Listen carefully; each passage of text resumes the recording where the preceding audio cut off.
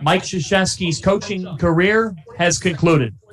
North Carolina and Kansas will meet for the national championship on Monday. I'm your host, John Fanta. We've got Jeff Goodman. We've got Randolph Childress. We've got Terrence Oglesby. We've got Rob Downster. Get in the chat. Ask us questions. We want to hear from you. What we just watched tonight was college basketball history, an all-time game, and one last ride for Mike Krzyzewski just moments ago. He concluded speaking with the press. Rob Downster, I'll start with you. Your immediate reaction to what we just witnessed. I'm shocked.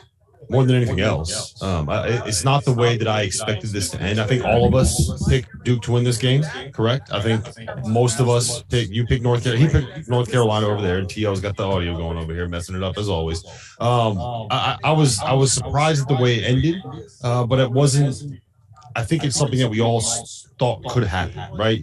Caleb Love taking over, making big shots down the stretch. Armando Bacot toughing it out through the sprained ankle.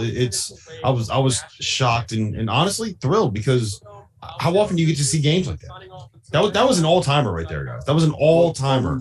We witnessed history. Right. I mean, that's what we did. Like, if Duke had won that game, it would have been a hell of a game, but it wasn't historic. Right. We just witnessed history. Now, we're going to witness it no matter what. Right? If K lost or if we won the national title, we're going to win. But the way we witnessed it against North Carolina, a team that we did not think had it in to beat Duke, not once, but twice in the last few weeks on the biggest stages was incredible. Amazing game. I mean, it was a Hall of Fame game. You know, two coaches that had great careers. I mean, Hubert more of a player, and then Nash sliding into that role, the adversity he had to deal with all year long to get his team here. And what do you say? Yeah, I mean, here's the thing, too. Coach K and his guys, Mark Williams battled foul trouble, then Theo John. I know we're supposed to talk on the historic principles, but Coach K hardly wanted to talk about it, so I'm having a hard time talking about it, too. But it was what a game. I mean, you guys said it was an all-timer. I don't know how any other way to describe that. Terrific performance by both teams. It seemed like Trevor Keels would hit one, then Brady Manick came back and hit a three, and then Wendell Moore hits one, and it just continued to evolve and form into one of the greatest basketball games I've ever seen. Guys, it's sold out. 71,500 people. There wasn't an empty seat, and yet nobody was sitting. It was packed. The energy was great. It was a fantastic watch. I'm so fortunate. It lived up to it. How often do we talk about games like this and hype up games like this? Do they actually live up to the expectations that we put on it? This one did. It delivered. To our viewers who are just joining in and catching up on everything that happened after the game, we were just in the press conference. Mike Krzyzewski just rode off on a golf cart down the hallway. Jeff, what was your takeaway from the news conference that we just witnessed? You know, when I asked him what his emotions were, he said, it's not about me. And he kind of deflected and talked about his team and how much they meant to him. And listen, I think a lot of that was sincere. I think this team did mean a ton to him, because they took him to the final weekend of the sport's greatest stage. Did they give him a national title? I don't know, but again, he of all people knows how difficult that is, right? But I wanted to hear his emotions about him, what he was feeling, and he didn't pour any of that out. I just feel bad, because listen, I know as I'm getting older, and I'm not nearly as old as him, I'm getting more emotional. I know there was emotion in there, and I wanted to hear it, what it meant, what he was thinking. Sure, he was thinking about his players, but he was also thinking about, this was my final time walking off that court. I think he accepted that probably a while ago. So there could be some genuineness in him saying that he probably doesn't know how he's feeling, right? I mean, this will sink in when the season ends right now for him. It's been like the last 43 years, whether it's a national championship, Final Four, he's done it all. So now that it's over, it probably won't hit him until the next coming weeks, when it's like, hey, he's not going in the office. He's not recruiting. He's not doing any of those things that he normally does. Then you'll probably see more emotion. But right now, you see those kids reacting the way they react. I don't care who you are. That's just going to be your natural reaction. Worry about your players. I thought we were going. There's another one. Okay, pass that mic over there. I'm going to two. I'm tired of hearing everybody talk about it. So, and then you guys share that mic there. We're working through some audio. Are we good now? Producer Dagan stepped in and got it covered. Plug it in the side there. I'll take that. You're going to have to put it on your laptop. We'll get there. stuff. We hear you in the chat. We see you in the chat. We're resetting some stuff here. I think we're okay now. All right, get back into this. You know what you think of the way. Are we good now, Dagan? It seems like we're good. Chat, let us know. All right, what do you think? I mean, here's the thing, guys. Here's the thing. My natural take though is that of course it was about you. If he's going to say it's not about him, it was. I didn't love the fact that he didn't acknowledge the elephant in the room. I'm just saying, like, that his career's over. But I say that again. We say that like we're expecting this him to be all emotional. Yes. I was expecting But what that. happens when you've already accepted that? When he made that announcement a year ago, you knew this was going to happen. I don't think he knows how he's supposed to feel. Like I get it. Come on. Wait. You can think you know. You can think you know, but when you're walking off the court into that press, we saw it at the end of the press conference. He started to show a little bit of emotions, not tears, not at that level, but right, we started to see him get a little bit emotional towards the end as he was talking about that team. But you know what's wild about this entire situation? Villanova, their guys were so much more like they were crying on the sideline, Colin Gillespie. They've been there The for kids longer. and their kids. They've been there for longer. Like Colin Gillespie, like those other guys that were up there, they've been there. These dude guys, we talk about brotherhood all the time. No, he means K. He means K. Well, that's right. Well, even so, like I thought I saw a little bit of emotion come out there at the very beginning. That was the only time I really felt. I felt like his voice cracked, and that was about it. I don't think by not making it about him, it made it about him, if that makes sense. Like we wanted to hear what he has to say and reflect on all his past players and reflect on everything that he's done. Yeah. Like this guy, because this is your last time. Yeah. Like in the heat of the moment, he might talk about it down the road with somebody and do a one-on-one. But like that room was full. Like we haven't seen anything like that before. The room was full, standing room only in that. I mean, I watched him get on the golf cart with his wife. that was the one time he could have been vulnerable, though. Yeah, Like, that's the hard part. Like, I mean, he's been vulnerable before, but I think we expected more vulnerability there, and we got none of it for the Let me most say part. this to you guys, though. Why couldn't it? You say that, and I respect that. And I don't disagree with anything you're saying, but sometimes it can be relief. This has been going on. We talked about it all year long. We talked about these players feeling that pressure. You got to talk about him feeling that pressure. My question is, it's over, it's a relief, and then I think he'll come back in time to sit down and show that. Or maybe he's coming back for one more year. No, Maybe he's coming back. Maybe we got one more year coming. No, it's just that you don't know how you feel. Like, we're expecting this emotional cry. He's been dealing with this for so long. It's relief. He's missed multiple games this year. yeah, Like, we don't know if it's physical thing. He's missed multiple games this year. Like, this could be a relief for him. And then when he settles down, he'll come back with the emotions of saying, this is it. We're expecting him to sit up there and cry his heart out. It's a relief. He's getting to go home, and it's a celebration somewhat for him. I'll tell you what, we saw more emotion after the game from Hubert Davis, who really got choked up at the end and said, I feel like Hubert cries after every game. I did too. His emotions were high. I mean, he said, look, I wasn't a McDonald's All-American. I got an offer from Carolina at 11:59 on the clock. Now I met my wife there. It's a place that has defined my life. And so it's really that was telling to me on the other side of this game. Hubert Davis is going to coach in the national championship game on Monday. And let's get to that. Let's get to the game. Let's get to the game, guys, because I think that, to me, is a story that's going to be overdone by Coach K's final game. Mm-hmm. This was one hell of a basketball game. How did Carolina come out on top in this one? I mean, Caleb Love was elite level Caleb Love, except for the air ball, which, yeah. I mean, he's got big cojones. Mm-hmm. He wants it. And he made big plays, and Baycott was good. And, they got Mark Williams in foul trouble. Yeah. And that was absolutely huge. Yeah, and get this. Caleb Love did not score until the 4:29 mark of the first half. He didn't score. He was 0 for 5 in the first 15 minutes of the game. Randolph, what did you see from Carolina that led them to win this game, that led them to prove a lot of people wrong tonight and win this game? Well, I would say everyone offensively had their moments.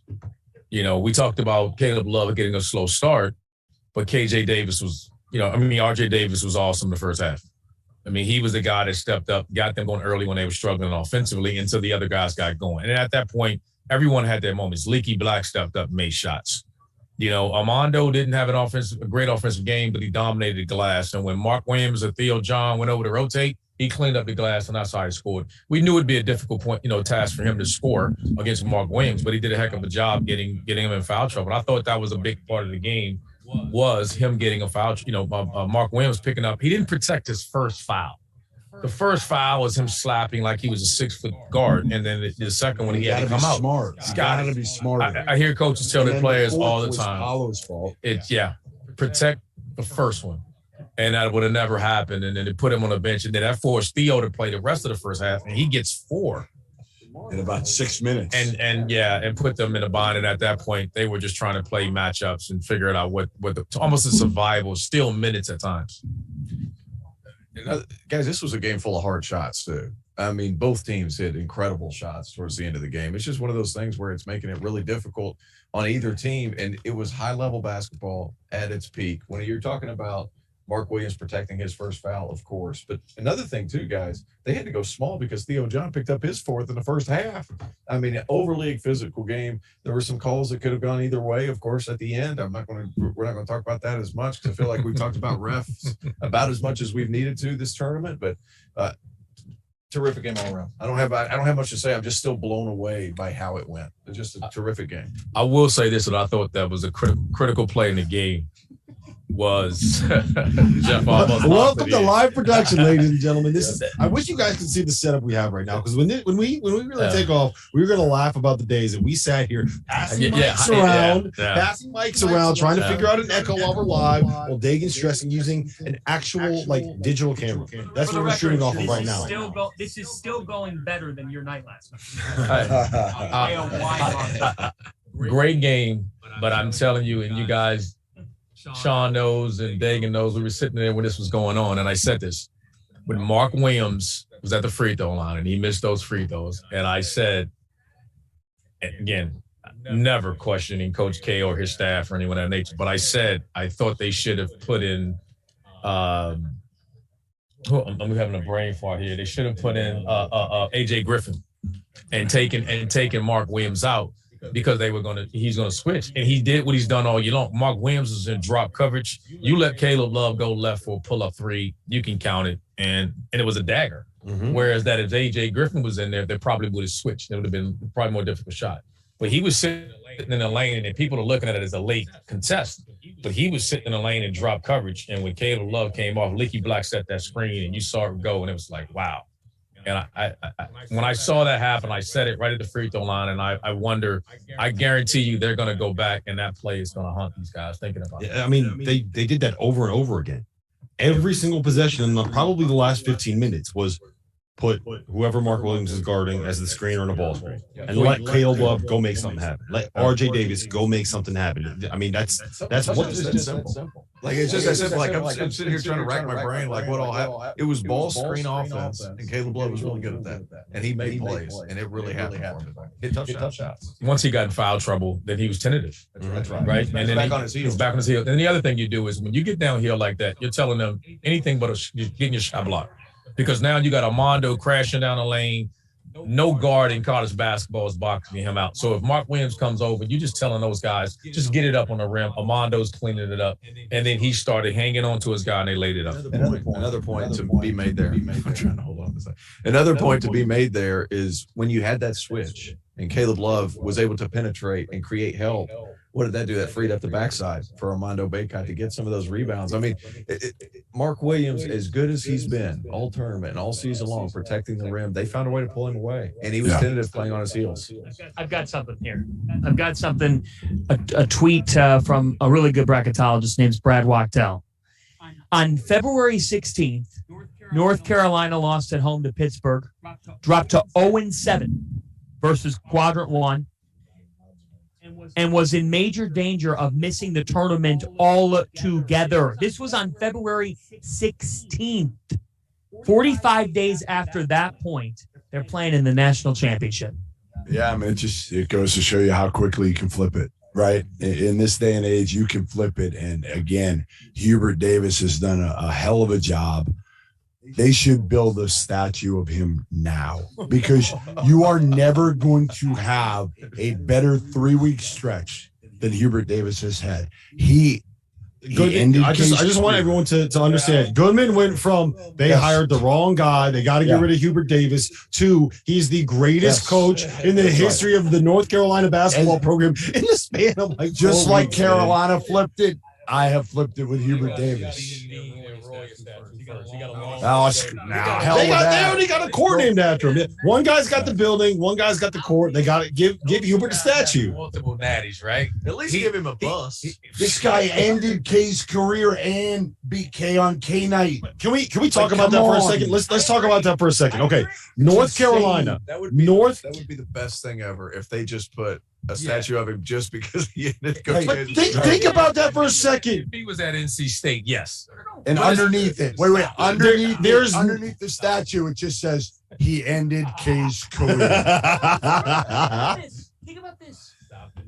No, but think about this for a second. In Mike Krzyzewski's 2 most buzzed games of his career, buzzed, meaning the lead up to it. The lead up to the last game at Cameron was unlike anything we've ever seen in college basketball. Mm-hmm. In the most 2 anticipated games of Michael Krzyzewski's career, Hubert Davis beat him. Yes. Build the statue. North Carolina beat them. It is the ultimate bragging rights.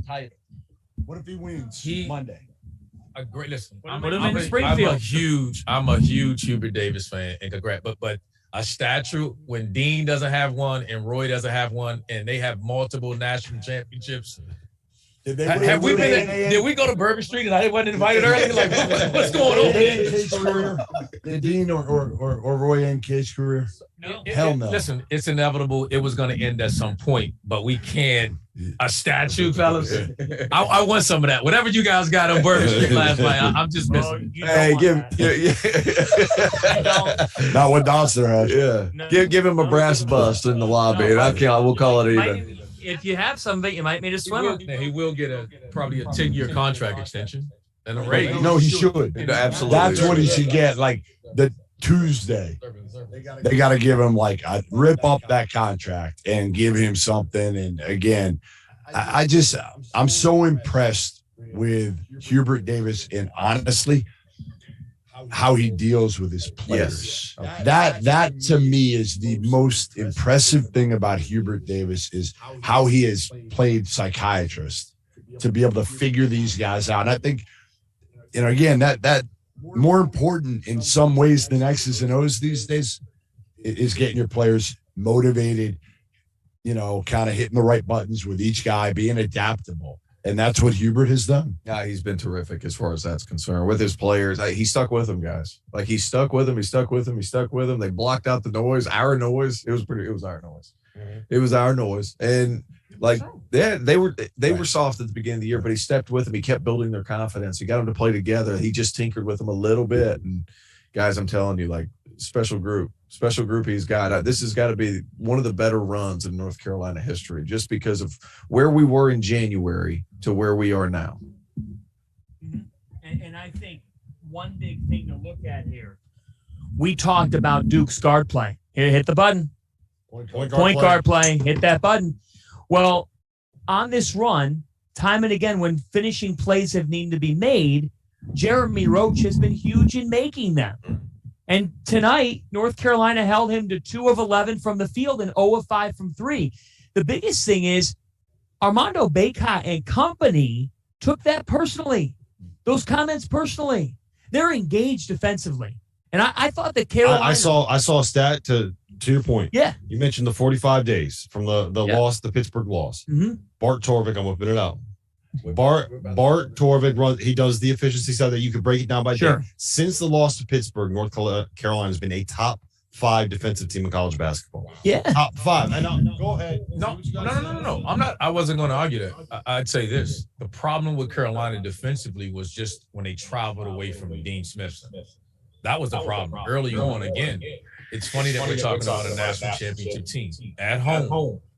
They were giving up, I think, 60, 61 points a game in a day, and that was the lowest since the 81, 82 national championship team. So we're talking about this, and now they're in the national championship. So the defense was there, it just didn't travel.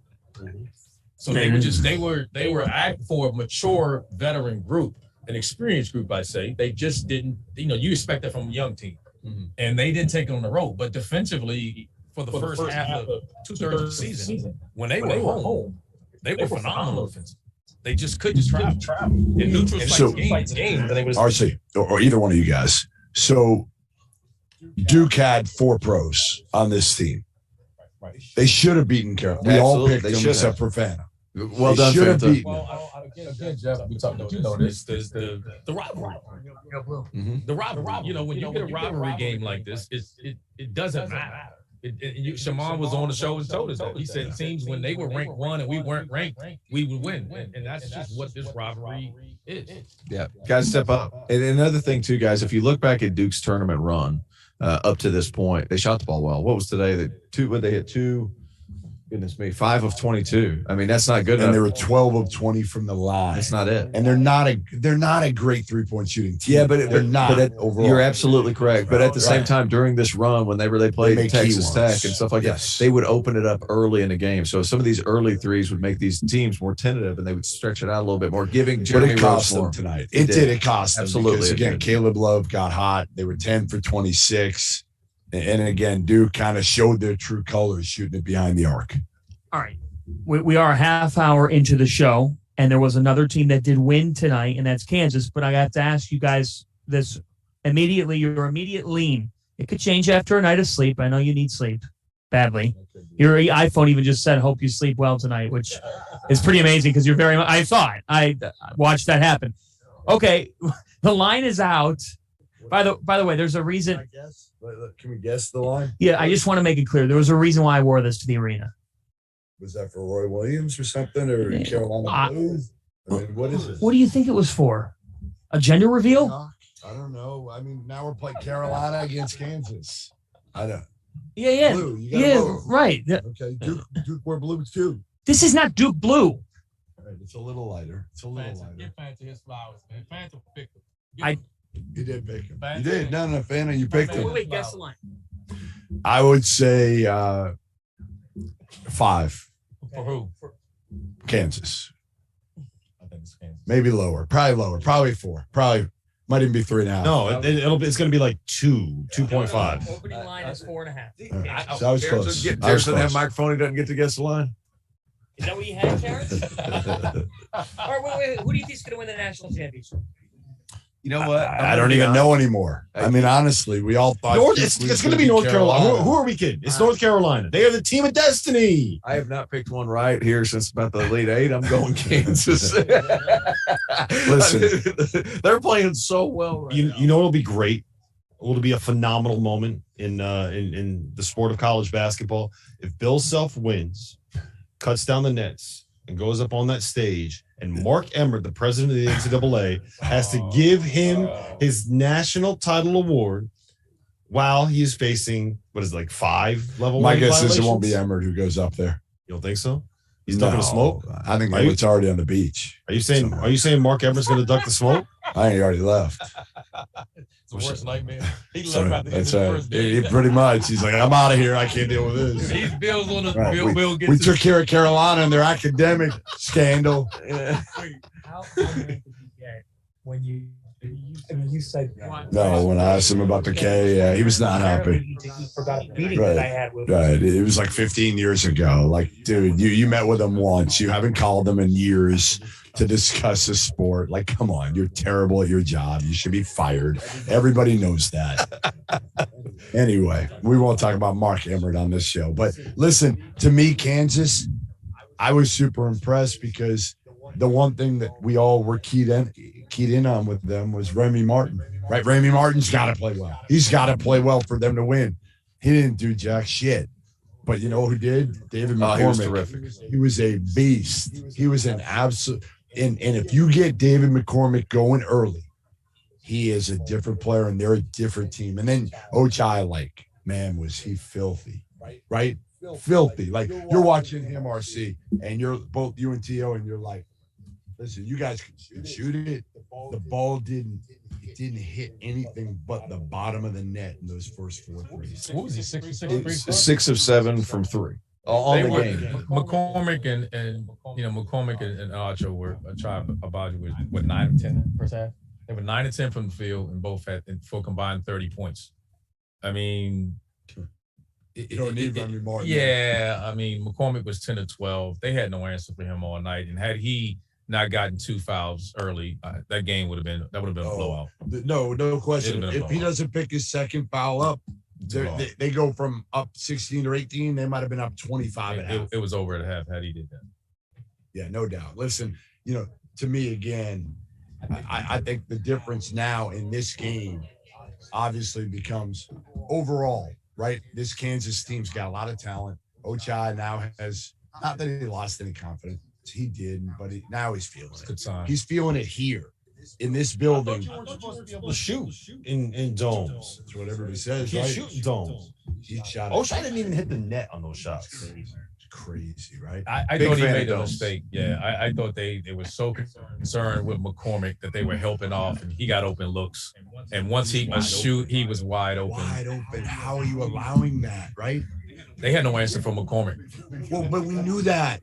And that's kind of what I said before the game, and I've said all year. Why didn't Jay Wright go to the portal and get another long, athletic big? Because Dixon was overmatched. What are we laughing about?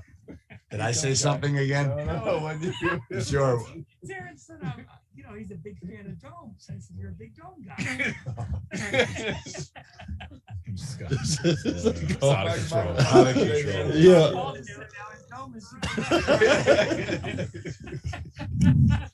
Oh man. Jeez Louise. That Christian Brown, am I right?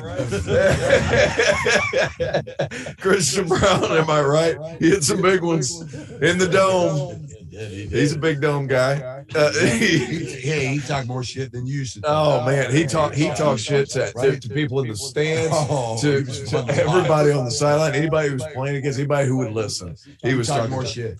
Him or Caleb Love. He probably talked more shit. No, Caleb Love at the end of the dropped games. Caleb Love dropped 28. He talked way more shit. There was one. I don't know. Christian Brown could score 6. Probably talk more shit. Right. After that 11-0 run, he ran right over here, right in front of us. I'm sitting right in front of where it was, And we're He came beside the over here, Duke parents. and he looks to the Duke section at the Duke parents and just points like that. He was probably talking to you and saying, Yeah. I heard the stories about you last night. Not gonna let it go. It is what it is. Hey, but Christian Oh, Christian man. Brown's there were a couple shots at the end of the shot clock. Like there was a prayer that he knocked in that was incredible. That was a dagger. It was over when he threw that last late shot clock play. It was over. I wanted to ask Jeff this because Jeff. Yeah, we will. So wait, so Jeff, Bill Self lost his father earlier this year. So what's this mean for him? Well, the other part is, again, the elephant in the room here that he's probably not going to talk about. But again, it's been tough for him and the whole program because they've been dealing with the NCAA stuff. Right. So it's losing your father, obviously, is more important than anything. But what kind of the emotions that are probably going to go through his head if they win this whole thing on Monday night? I don't know if he'll get emotional. I don't know. I mean, again, I've never seen Bill Self emotional like that, but I got to figure this one would mean a hell of a lot. First of all, it's number 2 if he gets it. And that puts you in a completely different category as a head coach. We've heard Sean Miller say over and over and over, he's the best coach in the sport right now. And he is. But again, a lot of guys have won one. Not many have won multiple national titles. That puts you in a different category. I don't think he would get emotional. I think he would walk up to Mark Emmert, accept the trophy, and just go, hey, how you like that one, big boy? And then just take it from him and then walk off with his team. I really think that's what would happen. Bill Self, the way he coaches his guys and gets them ready to play, unbelievable. Dave McCormick tonight, whew. And I know Bill Self went through a lot. I lost my father, 2.5 years ago. It's hard. And he had him a lot longer than I did. I'm a little jealous. But at the same time, like, it puts a lot of things in perspective. And for him to make this run after something like that is so significant. What has clicked for Kansas? And did you think 4 weeks ago that they'd be in a national championship game? Well, first of all, what clicked tonight was their pace. Like their pace playing against a shorthanded Villanova team was terrific. What has also clicked, if you want to look at a macro level at the entire tournament, I think role definition has really been good, and I think Bill Self has realized what Remy Martin is, and he's gone to it. I'm not going to change him. He's a spurtable guy that's going to go on and score 10 quick in a row. He's going to score 6 in a row and flip a game on its head when you're struggling offensively. You're not going to change the guy. You have him for a year. And you're right, because early on, I think he thought he could. And then at a certain point, it was kind of the injuries, but a lot of it was trying to figure out Remy up here. And now Remy he didn't do anything tonight offensively, but you know what he did? He just moved the ball. He really did. He didn't take a lot of bad shots, a couple, but nothing too crazy. He didn't try to do too much. And I think that's the thing. You bring him off the bench as a guy who can just go and push the ball. And I thought DeJuan Harris was awesome defensively tonight too. That's the other part. Like Harris was good defensively. Ochai and McCormick were great. Brown made a couple big shots.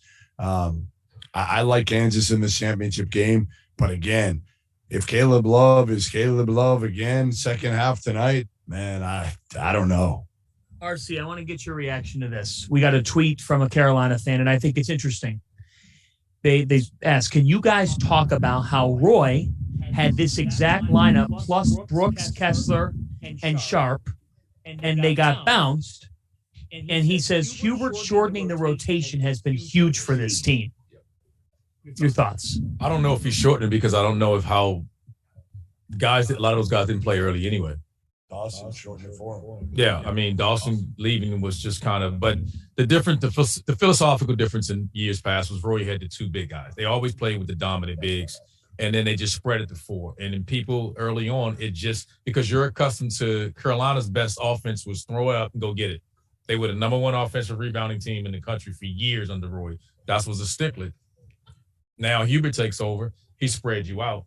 And we talked about how great Brady Manek's been all March Madness. He's been great. And so that's just a philosophical approach of trying to modernize their offense of what they're doing. So I don't think that's much to talk about. Man, how many big threes did he hit? I mean, just clutch down the stretch. Oh, there was a couple that Brady Manek knocked down that when I say they were contested, like Wendell Moore was chest to chest with a guy. Like some of those threes, and it goes back to what you said too.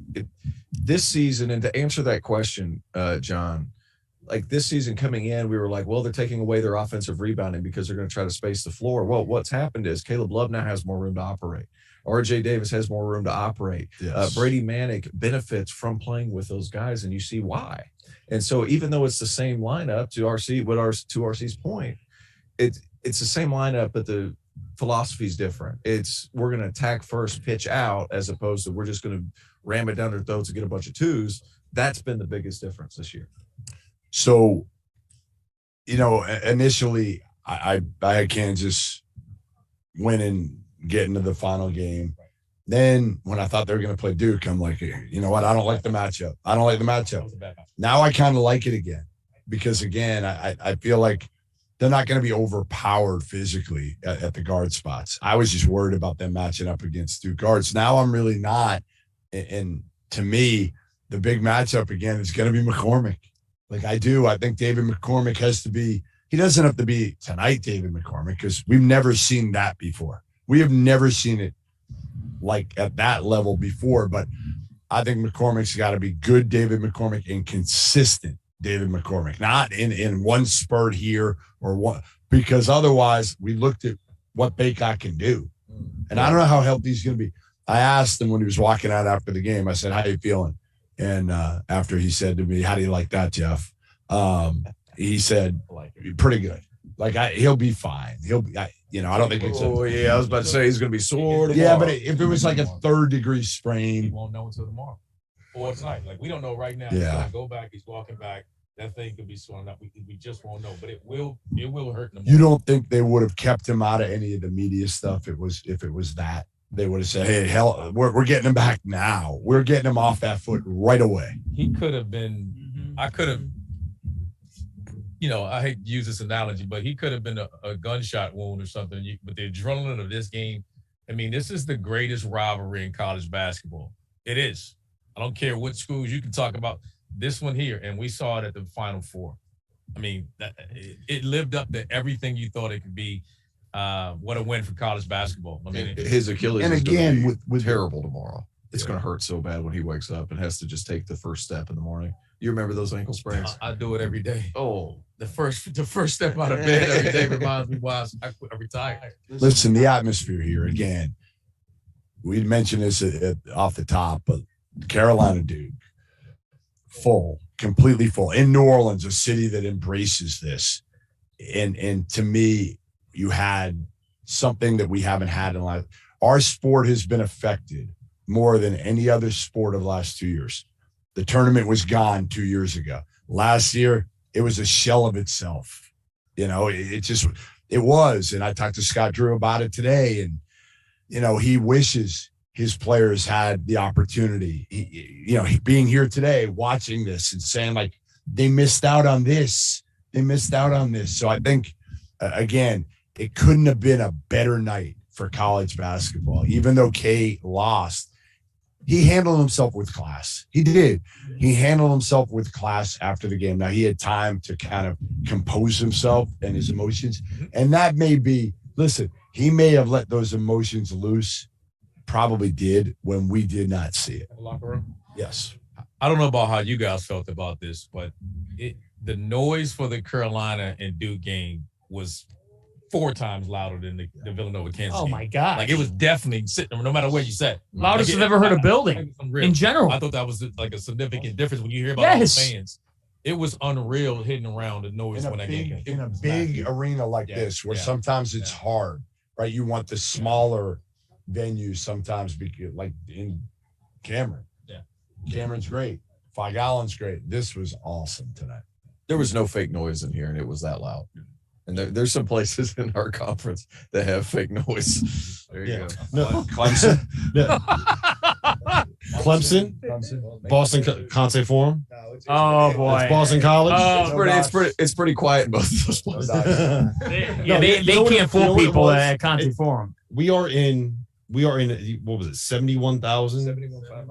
71,500. This building holds 71,500 people. Right, it is enormous. You don't really understand how big these domes are until you sit at the bottom and you just kind of look at how massive it is. Right, it's huge. And it felt like we were in one of these like little small, like the Kennel at Gonzaga or at Fog Allen Fieldhouse, where it's just you pack everybody in there, as many people as possible, and it just is. It felt like Cameron. Right. Yes. It felt like that kind of environment. And the craziest part about it is it was a neutral site venue. Like this was not something where you have everybody rooting for the same team. Carolina, though. I thought it was clearly more Carolina fans. I think they were louder. They travel well. They travel well. And there's more. I feel like they were here because it was something that nobody expected, right? The Duke fans are here to see Coach K's last ride. Carolina fans are here to end Coach K's last ride and win a national. Like I just feel like I just think the fan base is stronger. I do. I think Duke is more spread out, but I think the Carolina fan base is that kind of it's stronger, right? You guys would know better than me. I hate them all, so let's be clear. There's no love lost. I'm sick to my stomach right now. I had to sit in here and whatnot. It was a great game. Pivot. But I got to be clear. People are like, who do you want to win? I don't care who won. I'm sometimes. You just want Kansas to listen, one of my former teammates, wife, is married to a Tar Heel, and called me and said, hey, she made a reference to the game. And I'm like, you know what it's like for me? It's like, how do you want to die? Lethal injection, or you know what I mean? It's like, how do you want to die? On an electric chair? Like, which one? I had to sit here but no, it was fun to watch. It was a great game, but hell, I mean, wow. Yeah. 71. It was. There was a time, Fanta, I looked over and there was about 3 minutes to go. I'm sitting beside Doster here. I'm 6 feet from the floor, and it's a great game. But I look across this way here, and those watching, just all these seats behind us, nobody was sitting. Right. And like this was the game that, all right, I'm going to go real macro. This is the game that America deserved after the past 2 years. Yes. The world deserved this game. It was unbelievable. And it was a great game when literally 40 minutes after the game, there are still people in their seats trying to understand what they just watched. People didn't want to leave this dome. They did not want to get out of here. There were people just literally trying to figure it out. And I agree with you, Terrence. I know, but I do think for college basketball, with all the hype built up, how many times do you have a game get hyped up to the max and then it's a massive effing dud? This was outstanding. It exceeded its hype. And it got hyped for Coach K. Mm-hmm. Again, kind of like the first one.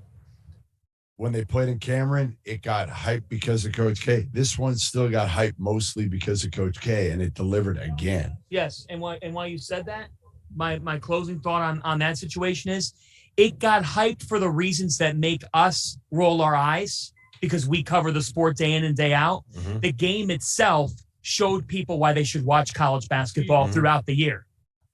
My shoulder still hurts, by the way. I just want you to know that. Big Eric Montross over there just walked past. He dislocated my shoulder. He's the reason I had the first shoulder surgery.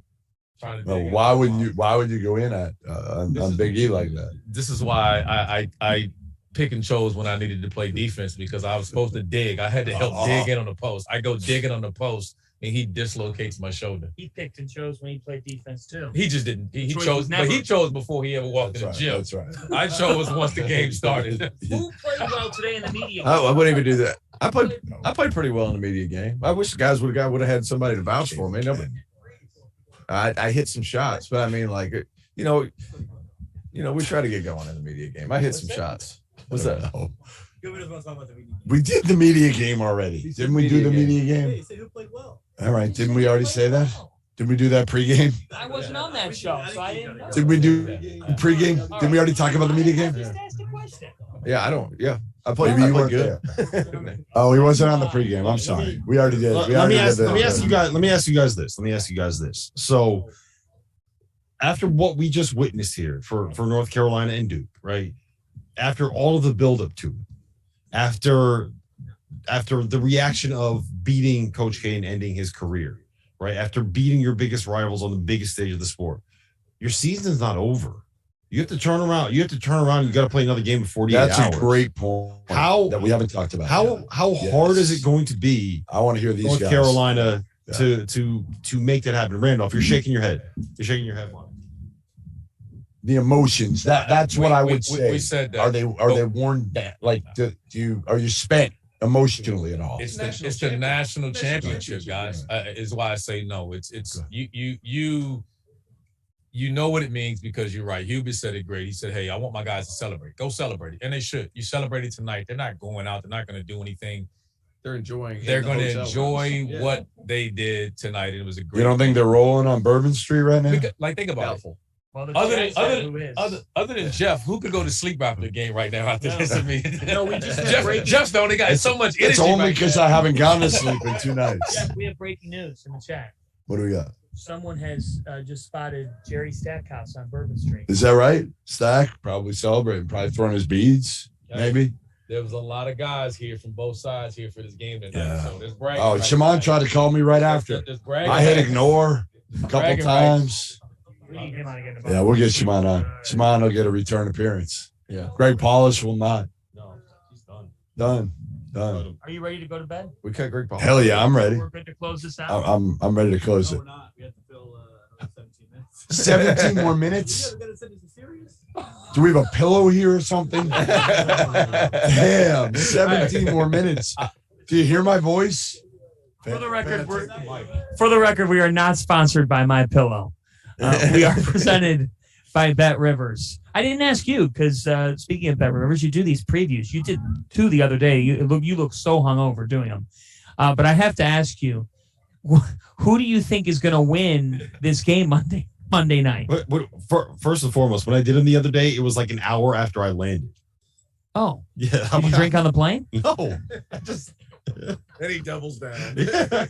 He's fired. He's fired. You an alcoholic in the regular season? He did. But you're already firing shots. I'm not trying. Well, I guess I am. I don't care. I'm just catching bullets. It's after midnight. I really don't give a shit. No, I really. Who's gonna win Monday night?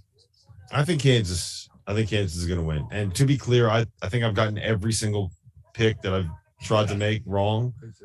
This entire tournament, I think, is the exact opposite of what I thought would happen at every turn. But I think Kansas ends up winning for a couple of reasons. One, I think McCormick is the perfect matchup for Armando Bacot. Like, he's the guy that can keep him off the glass. He could probably get him into foul trouble. I'm sure they're going to try to find ways to scheme it.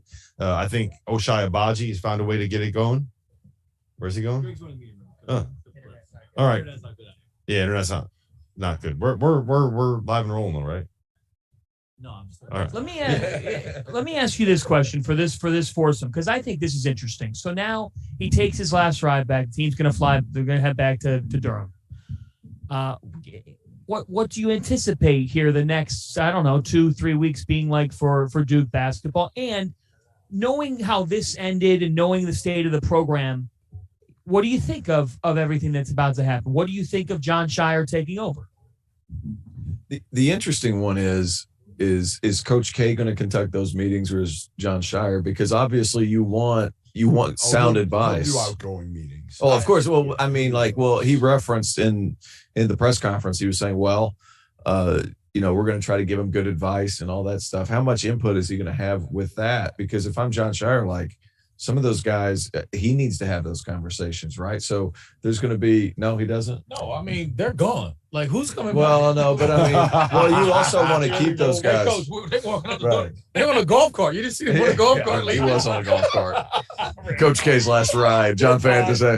They jumped on the back of the golf And cart. they got a great class coming in next year. So it's not like there's pressure to try to keep these guys here. The only one, okay, so Trevor Keels. Trevor Keels, that's a conversation that Share needs to have. He's gone. I agree with you. He was so good tonight again, Tio. He made that late three, drove it he ended the season like he started. Missed the free throw. He did. Then there was one point we looked down at the stat sheet. He had 14 points, 0 boards, 0 assists, 0 steals, 0 turnovers. That's why he was out of starting lineup. That's right. But he came in. He was good tonight. I call that. I call that an all-TO game. Do you think?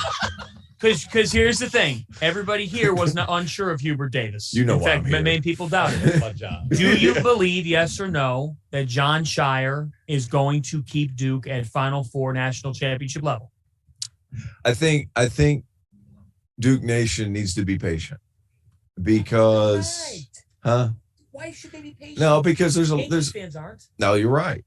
But at the same time, next season they're going to be really, really good because talent's going to keep him in. But there's going to be a lot of late game adjustments that he's going to have to learn on the fly. The staff, not saying he can't do the it. Staff will be important. It's going to be huge. Right. It's going to be huge. I've been told he's going to hire. I can't say who it is, but he's going to hire a head coach, not a veteran guy. A current head coach. That's what I'm told. Wow. Current head coach. When do you think you could break it? I don't know. Not right now because I'm 10 going minutes. to sleep. When I wake up tomorrow, maybe. 12 more minutes. Unbelievable. All right, 12 more minutes. Really? Yeah. Yeah, I mean, Shire, the problem is with this great class comes great expectations. Absolutely right. Absolutely. Guys, it's Duke and it's Carolina. And but wait. So Hubert was awful for 90% of the year. Now we're celebrating him. And now you're trying to give him a statue. And he gives a statue. And there were people calling for his job. We were questioning if he would have the job. And I'm not just saying you. Yeah. No one. Yeah. Listen, Carolina fans were questioning him. Of course. But the standard is the standard. These aren't programs you get to take over and then say, okay, well, it doesn't matter. If you're the head coach of Duke or Carolina, the standard is the standard. That doesn't change. This isn't a program like a coach came in and made him. Coach K's done this for 40 years. This guy was handpicked by him. So what does he have to do next year? What's good enough for them next year? Hubert just raised the damn bar is what he just did. Let's just call it what it is, right? Hubert raised the bar for him. The standard. The national championship is the standard at Duke. And if he isn't that guy, then they shouldn't have gave him the job. But if he goes to a Sweet 16 that's next year, fine. I mean, they may not have a national championship team. I mean, the one thing we do know, they're building this program with the freshmen, right? Next year, and they're at the mercy, just like this year. I mean, Paulo, the question is, will their freshmen be, because they're at the mercy of these guys. right? Is it Paulo Banchero type of freshman, or is it going to No, be not a physically. That's what I'm thinking. So that'll be the issue. Kyle Filipowski's their best player. He's 7 feet 220. I would scream to get. I think to get Jeremy Roach back. Oh, you got to get Jeremy. You have to get Jeremy Roach. You got to get Jeremy. Which is so crazy we're saying that. Yes. Right? Yes. That's the keeper. But you have to have a veteran, and you have a veteran at the most important spot on the court, which would be huge. Because I think Roach is actually a good intangible, a good leader. So, yeah, I think certainly that's going to help. I think he could be one of the best point guards in the country next year. And I'm not even kidding. Are we about out of battery there? Goodness me. There you go. Yeah, we'll just pass it around. No, I think Jeremy Roach could be one of the best point guards in the country. That RJ Davis, just looking ahead to next year, that RJ Davis matchup next year is going to be one of the best. There we go. All right, we're plugging in a laptop here. This is thrilling. So, Might be prepared. It might be the wrong plug-in. Kansas and Carolina on Monday night. It's the Roy Williams Bowl here in New Orleans. I think it'll be interesting to. Oh, that's a good point. I didn't even think about that. It's the Roy Williams Bowl. The Roy Williams Bowl. I'm with you. But you guys talked about McCormick. Did it die? The computer. Hanging around. Oh, you just turned it low? Okay. Yeah, I just turned the screen down. So it lasts Roy a little Williams bit Bowl. longer. You've got McCormick and Baycott. Who guards? Hold on 1 second. Good mental. We're laughing. T.O.'s got this 2015. I'm back. Might as well Yeah. be 50 years old. All right. Sorry. Who's going to guard Agbaji? I'm thinking about. It's got to be Leaky Black, Okay. and then you have to be serviceable everywhere else. Leaky actually made a big shot tonight. He did. Big shot. He took a bunch. Yeah. He absolutely did. Well, they dared him, and Yeah, I actually like somewhere. that. I like that. What they did there, and just said, like, we're not even going to guard you, but it hurt him a little They bit. did. They did a good job on Manic early. Yeah, I think you obviously go Leaky Black on Agbaji. I'm telling you, the biggest thing is going to be how Kansas defends these ball screens with Caleb Love with the ball in his hands. Because if he's what he was tonight, oh, buddy, I'm not sure how you really guard him. Now, that being said, Kansas's length at that 2-3-4 position is different. Duke has that length too, but they're young. Kansas has that length, but they're old. So I'm curious to see how Coach Self decides to play that in that national championship. I just think Kansas is a more mature team, Absolutely. and they've got a more mature head coach. That's the other thing, right? They've got a guy who's coached a ton of games. He's been here before. Now, obviously, it didn't matter tonight, right? I mean, Hubert won. He came out on top. So I don't know. I feel like Kansas overall is the better team, the more trustworthy team. And Ochai, to me, having a night like he did tonight, and McCormick for his confidence tonight, he's just at a different level these last few games. I think the matchup was favorable for him. I mean, Yes, I agree with that. Yeah. Eric Davis was just, you can tell from the very first play. Dixon. Eric Dixon, physically, he was like, hey, he leaning and trying to get a little extra. You could tell he was playing against a bigger, more physically strong guy. And it was just too easy for him. That won't be the case Right. tonight. And so things will be a lot different from that standpoint. And if McCormick struggles just a little bit, because I thought Armando Baycott struggled tonight. But it was the Mark Williams length. That length is negated now. So which one of these below the rim guys stays out of foul trouble and plays the better game? But what you have to do when you play against Kansas is that 5-man has to really be moving whenever his guy doesn't have the ball. You can never stop moving your feet in the post because of how they're able to enter it into McCormick. Baycott's ankle might play a role in this game. How he's able to move, how mobile is he in small good point. spaces? I think that's a significant thing to watch as well. Yeah, I mean, it was clear Nova didn't have the juice. They weren't going to have one of these guys mysteriously, magically step up that hasn't all season long. I disagree with that a little bit. They got off to a slow start, didn't. but I thought that they played really well offensively. I thought it was one of the Right. best offensive games they played in this tournament. Their issue was they couldn't stop anybody. Yeah. And it helps that Kansas goes to what was the stat you had? The threes? I mean, Yeah, What you had the stat. What's the stat? Yeah, they hit 13 threes combined. Kansas was 13 for 44 from three in their last 3 games entering tonight. They were 13 of 24 from 3 tonight. Yeah, when you're going to make those shots, it makes it that much more difficult to send extra help to David McCormick. And when you combine that with the fact that Villanova was not able to create the mismatches for themselves on the other end because they had to have Brian Antoine on the floor. Brian Antoine was not ready for a game like this. No. Missing rotation. Yeah. They basically had 5 guys and they couldn't go to the lineup that would work the best for them, which is when you would have Jermaine Samuels at the 5, be able to take advantage of that mismatch on the other end of the floor. And it is what it is. And to me, it was their defense, right? They could not get stops. They made runs in the second half. They were 2 Caleb Daniels threes that rattled in and rattled out. Yeah, they were halfway down and came out. And if those go in, we're having a different conversation about the way that game played out. 5 points. They couldn't get it inside 5 points. It was like if they would have made that last step to finally get there, it could have happened. But they never should have been in the game anyway, because honestly, if McCormick didn't pick up that second foul, they never would have been a game. Now give them credit because it is a team of culture. They didn't quit. They came back. Gillespie made some big time shots. I would have loved to have seen this game with Justin Moore. Yeah, and it's funny. College basketball has a storyline to it always. So Bill Self said, look, tonight everything went our way early. And in 2018, it was the exact opposite when Nova just buzzsawed through Kansas. How about this? 10 years ago, Bill Self's in this building, right? And he loses to John Calipari in the national championship game. 10 years later, in this very building, he'll have a chance to do it against now. I think in 2012, Hubert was either just ending his TV time at ESPN. Now he's coaching at North Carolina in the national championship game. Like, things come full circle, but put some respect on the Big 12's name. Oh, unbelievable. The Big 12 has had a team in the national champ. What's going on? Yeah, 4 minutes left. Well, this is an easy. Yeah. We still have to walk. Can we get cheesecake or something? I'm down. I have to eat. I I'm starving. have to eat. I am so hungry right now.